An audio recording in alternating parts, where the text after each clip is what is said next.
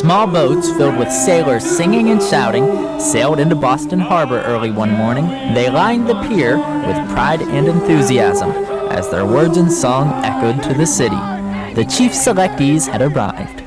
Behind them, a symbol of America's strength, courage, and liberty, a ship George Washington named USS Constitution. For the next 4 days, these future chief petty officers will be her crew, and in the end, they'll man and sail her just as sailors did over 2 centuries ago. Grab any bag. As soon as they arrived, they were rushed and commanded to move faster. Doesn't require any talking. I was confused. Why should sailors who dedicated so much of their lives to the Navy be treated this way?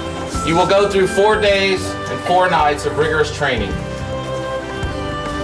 You will see what we do on the Constitution. You've got a lot to learn in the next few days. If you do not learn it, you will not take her out.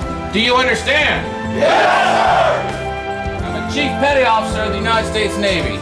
Do you understand? Yes, sir! By the look of it, they had a long 4 days ahead of them. Man, not starting out good, is it? A reoccurring theme during these days was physical training, and it was like no PT I've ever seen. Down! Up! Hip, hip! Who's up? They were dedicated, I'll give them that. Who's up? Give it to us with enthusiasm! They continued this routine the entire day. I am a United States sailor. Command after command, task after task, until the sunset and night came. At that time, they broke into smaller groups and discussed their day. From now until the time they leave, each night would end like this. CSW Select Fry from NRD New England.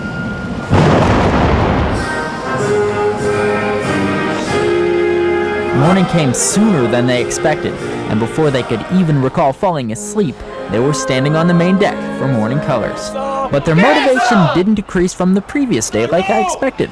Surprisingly, it grew. Are you motivated? Dedicated! If you're holding on to a line, just hang on to it. The day began with a brief on their next training exercise, and for the first time in 2 days, they were given a choice. Just to let you all know that going aloft is voluntary. You do not have to go. You will not be penalized for not going. But that didn't seem to matter. They were here to earn their next rank. How many plan on going up to top? That's what I'm talking about. They were living history right before my eyes. Let's rock and roll. Grab your pride! Psyched. I want to go. When's my turn? The mast moving back and forth. It's kind of windy up here now, but this is... I'm in awe because it's a once-in-a-lifetime experience. The Marines that have actually stood up here and actually fought the battles, sharpshooting, and it's actually quite an honor to be up here. This is rare country up here. On the ground, they marched to their next destination. We're Navy! We're Navy!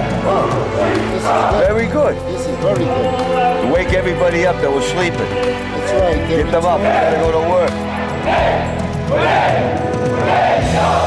You know something? Him and I should join. That's right. We need some exercise.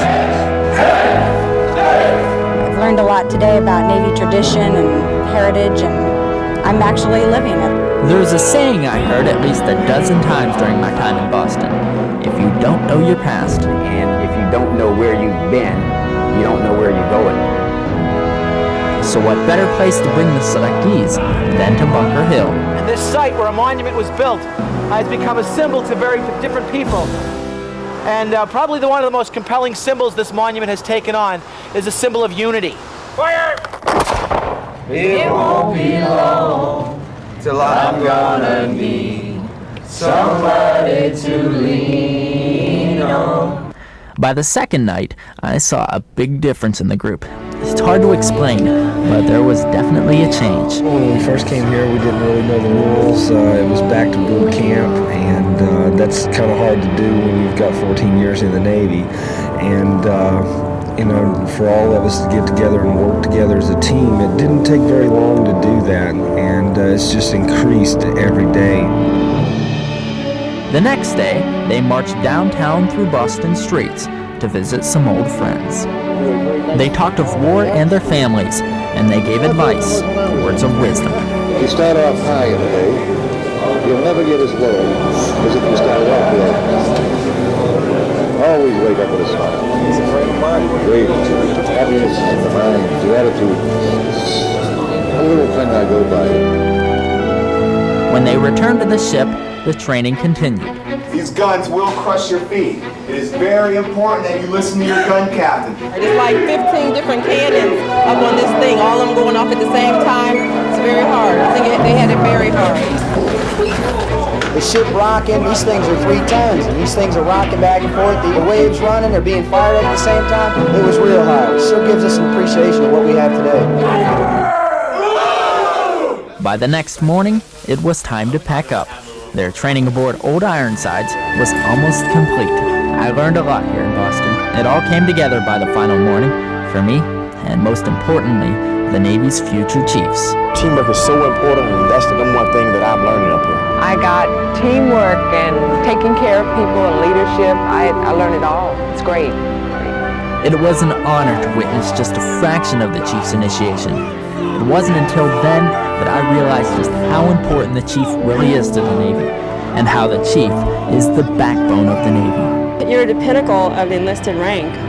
You become the teacher to the sailors and the trainer to all the junior officers. You're it. And the moment they waited and worked for had arrived, and they were ready to take the Navy's oldest commissioned ship out to sea.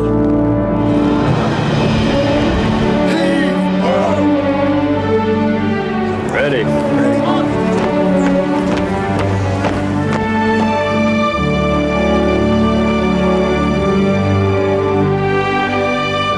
I think that it's the best experience of my life so far. And I'm not kidding. I mean, it really is. No other service has what the Navy has in the United States Chief. You will see what we do on the Constitution.